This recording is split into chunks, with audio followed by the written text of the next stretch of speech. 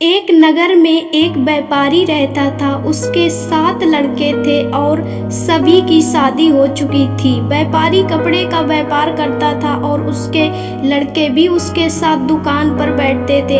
एक दिन रात में व्यापारी सो रहा था तो उसे सपना आया। सपने में उसे एक आदमी दिखा तो उससे कहने लगा कि तुम्हारे घर में बहुत सुख है, तुम्हारे पास पैसा भी बहुत है, पर अब मैं तुम्हारे घर आने वाला हूँ जिससे तुम्हारे घर में धीरे धीरे पैसा खत्म हो जाएगा और लड़ाई झगड़े शुरू हो जाएंगे।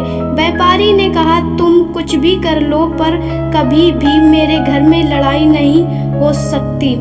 अगले दिन सुबह व्यापारी उठा और रोज की तरह नहाया धोया और दुकान पर चला गया। उसके लड़के भी उसके साथ चले गए। उस दिन उसकी पत्नी और बेटों की पत्नियों ने खाना बनाया। खाने में उन्होंने दाल बनाई। सबसे पहले तो बड़ी बहू ने नमक डाल दिया और धीरे धीरे करके सभी ने नमक डाल दिया कि पता नहीं किसी ने डाला है या नहीं। इस तरह दाल में कम से कम आधे से ज़्यादा नमक हो गया। जब शाम को व्यापारी और उसके बेटे वापस आए और खाना खाने के लिए बैठे थे, दाल में आधे से ज़्यादा नमक था। पर सबसे पहले व्यापारी खाना खाकर उठ गया और उसके बेटों ने पूछा पिताजी ने खाना खा लिया? तो उसकी माँ ने कहा हाँ खा लिया।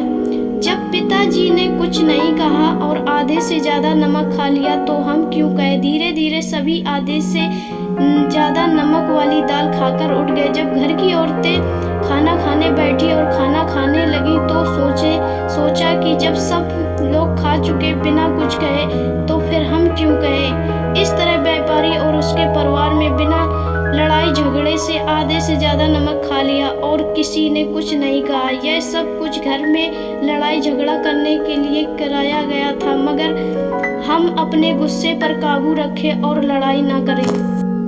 हम अपने गुस्से पर काबू रखें और लड़ाई ना करें तो हम सबके घर में सुख कहीं भी नहीं जाएगा और दुख लड़ाई झगड़ा कभी नहीं आएगा।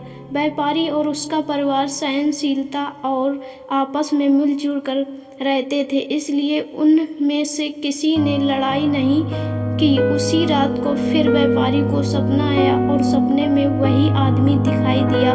उसने कहा मैं तो थक गया, मैंने तुम्हारे घर में लड़ाई करवाने के लिए सब कुछ किया पर तुम्हारे घर के लोग तो किसी से लड़ते ही नहीं, इसलिए तुम्हें घर में सुख शांति हमेशा बनी रहे।